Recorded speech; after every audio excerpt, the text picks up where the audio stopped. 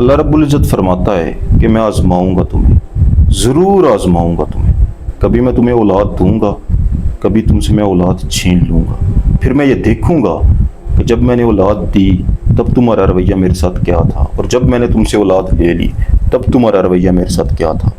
اللہ فرماتا ہے کہ میں تمہیں وسیع رزق عطا کروں گا، اور میں دیکھوں گا کہ جب میں نے تمہارے رزق کو کھول دیا تب تمہارا رویہ میرے ساتھ کیا ہے، اور جب میں نے تمہارے رزق کو تنگ کر دیا پھر تمہارا رویہ میرے ساتھ کیا ہے۔ اللہ فرماتا ہے کہ میں تمہیں مقام دوں گا، منزلت عطا کروں گا، بادشاہی عطا کروں گا، پھر میں دیکھوں گا کہ اب تمہارا رویہ میرے ساتھ کیا ہے۔ پھر اللہ یہ بھی فرماتا ہے کہ میں تم سے تمہارا مقام اور منزلت چھین لوں گا جو میں نے ہی عطا کیا تھا، پھر میں دیکھوں گا کہ اب تمہارا رویہ میرے ساتھ کیا ہے۔ اللہ فرماتا ہے کہ میں تمہیں نکاح کی، اولاد کی، رزق کی خوشی عطا کروں گا، اور دیکھوں گا کہ اب تمہارا رویہ میرے ساتھ کیا ہے۔ کبھی میں تمہیں دیر سے خوشی عطا کروں گا، تمہارے نکاح کو لیٹ کر دوں گا، تمہاری اولاد کو روک دوں گا، تمہارے رزق کو روک دوں گا، پھر بھی میں دیکھوں گا کہ اب تمہارا رویہ میرے ساتھ کیا ہے۔ کیا تم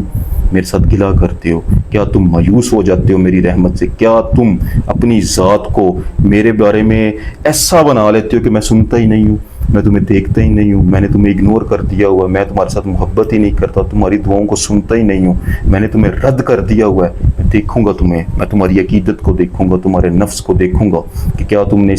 اس کو صبر اور شکر کا تاج پہنایا ہے، یا پھر تم اس کو مایوسی کے ایک گڑھے میں لے کے اتر چکے ہو۔ میں سب کچھ دیکھوں گا، میں ایسے تمہیں جنت میں نہیں جانے دوں گا، بلکہ میں آزماؤں گا تمہیں، میں ضرور تمہیں آزماؤں گا۔ ایک بات ہمیشہ یاد رکھنا، کبھی زندگی میں اپنے ذہن میں جب بھی تم انتظار میں ہو کسی بھی چیز کی، چاہے کوئی نکاح ہے، چاہے آپ کسی اولاد کے انتظار میں ہو، کسی خوشی کے انتظار میں دعائیں مانگ رہے ہو، تو دعاؤں میں دیری ہوتی جا رہی ہے،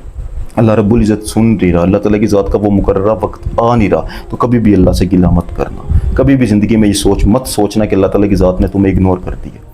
اللہ تعالیٰ کی ذات نے تمہیں رد کر دیا ہے، اللہ تعالیٰ کی ذات نے تمہیں اس دنیا کے سامنے آوارہ بھیڑوں کی طرح پھینک دیا ہے کہ دنیا تمہارے ساتھ ظلم کرے، دنیا تمہارے ساتھ زیادتی کرے، تمہاری حق کھا جائے۔ نہیں، اللہ تعالیٰ کی ذات کے بارے میں یہ مت سوچنا کہ وہ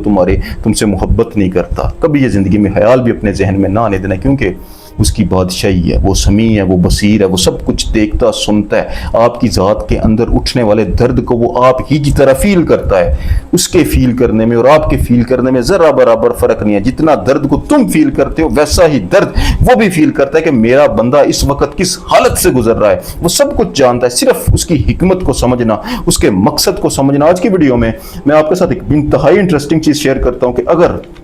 ایک مثال لے لیتے ہیں کہ تم اللہ تعالیٰ کی ذات سے دعا مانگ رہے ہو، نکاح کے لیے مانگ رہے ہو، اولاد کے لیے مانگ رہے ہو، رزق کے لیے مانگ رہے ہو، اور وہ تمہاری دعا دیری میں جا رہی ہے، لیٹ ہوتی جا رہی ہے، تو اس کے پیچھے وجہ کیا ہوگی؟ تو 7 چیزیں جو آپ کے ساتھ میں شیئر کرتا ہوں، اللہ کے فضل و کرم سے سنو، تمہارا ایمان تازہ ہو جائے گا اور تمہیں واقعی پتہ چلے گا کہ اللہ تعالیٰ کی ذات کی ہمیشہ کوئی نہ کوئی حکمت ضرور پوشیدہ ہوتی ہے۔ سب سے پہلی اور سب سے بڑی وجہ، امام غزالی فرماتے ہیں، سالک کو پہلے اللہ سے نسبت پختہ کرنی ہے، پھر مخلوق سے نسبت بنانی ہے۔ حضرت یوسف علیہ السلام تھے نا، اس بات کو سمجھنا ذرا، حضرت یوسف علیہ السلام تھے، حضرت یوسف علیہ السلام 12 سال قید میں رہے، 12 سال تک وہ قید میں رہے، اپنے گھر والوں سے دور رہے، سخت اذیت برداشت کی، اس کے بعد جا کے اللہ تعالیٰ کی ذات نے ان کو بادشاہی عطا کی۔ یعنی ان 12 سالوں میں ان کا سامنا تنہائی سے ہوا، ان کا سامنا اکیلے پن سے ہوا، ان کا سامنا اداسی سے ہوا، ان کا سامنا ہر اس مصیبت سے ہوا، ہر دنیا کے بندے سے ہوا، بندے نے ان کو اذیت دی، ان کو کوڑے مارے گئے، لیکن وہ وقت انہوں نے برداشت کیا، صبر کے ساتھ، شکر کے ساتھ اللہ پر یقین کیا، اعتماد کیا، اور اس دورانیے میں ان کا ناطہ اللہ تعالیٰ کی ذات کے ساتھ گہرا ہو چکا تھا، ان کا نفس اپنی حیت کو بدل چکا تھا، وہ اہل روح ہو چکے تھے، اللہ تعالیٰ کی ذات نے ان کو نبوت عطا کر دی تھی۔ اس کے بعد، اس انتظار کے بعد، اس تربیتی دور کے بعد اللہ تعالیٰ کی ذات نے ان کو بادشاہی عطا کی تھی۔ تو اللہ تعالیٰ کی ذات، جیسے امام غزالی فرماتے ہیں نا کہ اللہ تعالیٰ کی ذات پہلے تمہارے ساتھ اپنا، اگر تم اللہ تعالیٰ کی ذات کے چوزن بندے تو تمہارا پہلا رشتہ جو مضبوط ہونا ہے وہ اللہ کے ساتھ ہونا ہے، جتنی دیر کرو گے اتنا ہی کام لیٹ ہوتا جائے گا۔ تو اللہ تعالیٰ کی ذات کی حکمت ہے، جیسے ہی تمہارا رشتہ رب کے ساتھ مضبوط ہو جائے گا تو اللہ تعالیٰ کی ذات تمہیں بھی وہ بادشاہی عطا کرے گا، تمہاری بھی ہر دعا کو سن لے گا، ہر شے تمہیں عطا کر دی جائے گی۔ تو پہلے اللہ کے ساتھ اپنا رشتہ مضبوط کرو، پختہ کرو، اس کے بعد اس دنیا کا رشتہ تمہارا مضبوط ہوگا۔ اللہ تعالیٰ کی ذات کے چوزن ہر بندے کے ساتھ زندگی میں یہی ہوگا۔ دوسرا دیکھو، اللہ رب العزت تمہیں اپنی قدرت دکھانا چاہ رہا ہے۔ کیسے؟ کہ ایک بندہ ہے، وہ یہ سمجھ جاتا ہے کہ جو میں مانگ رہا ہوں یہ ناممکن ہے، جیسے نکاح ہے، نکاح کی کوئی دعا کرتا ہے کہ میں اللہ تعالیٰ کی ذات سے یہ دعا کر رہا ہوں کہ میرا نکاح جلدی ہو، لیکن وہ دیر ہوتی جا رہی ہے، دیر ہوتی جا رہی ہے، عمر گزرتی جا رہی ہے، تو یہ اب ناممکن ہو چکا ہے، میں مایوس ہو چکا ہوں، تو اللہ تعالیٰ کی ذات اس پل تمہیں روکتا ہے، تمہیں اس مایوسی سے واپس لے کے آتا ہے اور تمہیں اپنی قدرت دکھاتا ہے کہ دیکھ میرے بندے، تو نے تو سمجھا تھا کہ کچھ نہیں ہو سکتا، ناممکن ہو چکا ہے، لیکن میں نے اپنی قدرت سے غیبی مدد تمہاری کی۔ تو بعد کا دور اندیشی اور حکمت یہ بھی ہوگی کہ اللہ تعالیٰ کی ذات تمہیں اپنی قدرت دکھانا چاہ رہا ہے۔ اولاد صالح کا وقت مقرر ہوتا ہے۔ تیسری بہت بڑی وجہ، تم جب کسی کے ساتھ نکاح میں جاتے ہو، کوئی بھی خوشی تمہیں زندگی میں عطا کرتی ہے تو اس کی وجہ سے کسی نہ کسی چیز پر اثر پڑنا ہے، تمہارا ہر عمل کسی نہ کسی چیز پر اثر ڈالتا ہے۔ جب تم نے نکاح کرنا ہے تو تمہاری ذات کے اندر سے کچھ سولز ایسی ہیں جو عالم ارواح میں ایک وقت مقررہ تک ٹھہری رہیں گی، اس کے بعد ان کا اس دنیا میں آنے کا وقت ہوگا۔ تو اللہ تعالیٰ کی ذات تمہاری زندگی کو روک کر کے رکھتا ہے یا تمہارے وقت کو وہاں تک لے جاتا ہے جب اس روح نے اس دنیا میں آنا ہوتا ہے۔ جیسے ایک بہت بڑی مثال ہے نا، حضرت زکریا علیہ السلام 90 سال کی عمر میں شادی کرتے ہیں، ان کے نصیب میں یحییٰ علیہ السلام تھے،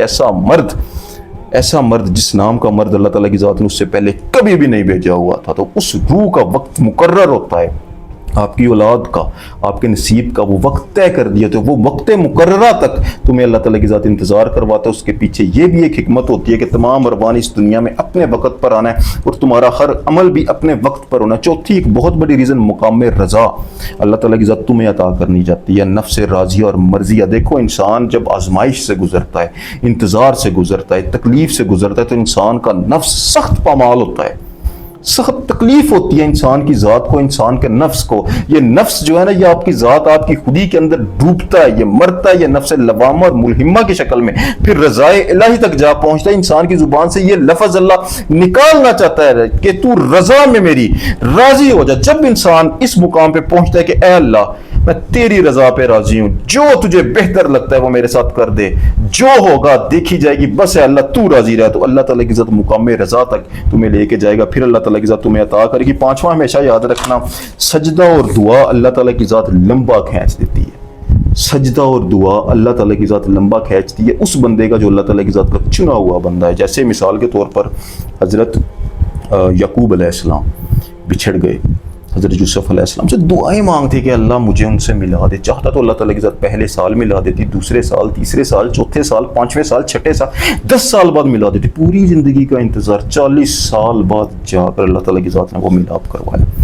اللہ تعالیٰ کی ذات کو اتنا پسند تھا ان کا سجدہ اور ان کا رونا اور اللہ کو یاد کرنا۔ تو تمہیں اللہ تعالیٰ کی ذات اپنے قریب لا رہا ہے، اپنے پاس لا رہا ہے، تمہارا رونا، دعائیں مانگنا اس کو پسند ہے، وہ تمہیں بہترین عطا کرے گا، دیر سے کرے گا، درست عطا کرے گا، لیکن اللہ تعالیٰ کی ذات ابھی تمہاری ذات کو بہتری کی جانب لے کے جا رہا ہے، تمہیں کچھ بہت بڑا عطا کرنا چاہ رہا ہے۔ چھٹا، اللہ تعالیٰ کی ذات تمہیں بخشش کا وسیلہ دے رہی ہے۔ جب تم گہرے انتظار سے، آزمائش سے گزرتے ہو، تمہارا نفس سخت پامالی میں جاتا ہے اور نفس کو پامال کرنا عین عبادت ہے۔ تو یہ بھی ایک بہت بڑی وجہ ہے کہ اللہ تعالیٰ کی ذات ایک ایسا وسیلہ کھڑا کر رہی ہے جس کی وجہ سے تمہارے نکاح میں دیر ہو رہی ہے۔ اور ساتواں ایک بہت بڑا ہمیشہ یاد رکھنا کہ امام حنبل کا نکاح لیٹ سے ہوا، امام شافعی کا نکاح بھی لیٹ سے ہوا۔ کیوں؟ کیونکہ اللہ تعالیٰ کی ذات نے ان سے دنیا میں کوئی کام لینا تھا۔ اللہ تعالیٰ کی ذات کا کچھ پلان ہوتا ہے، کوئی پروگرام ہوتا ہے جس کی وجہ سے اللہ تعالیٰ کی ذات تمہیں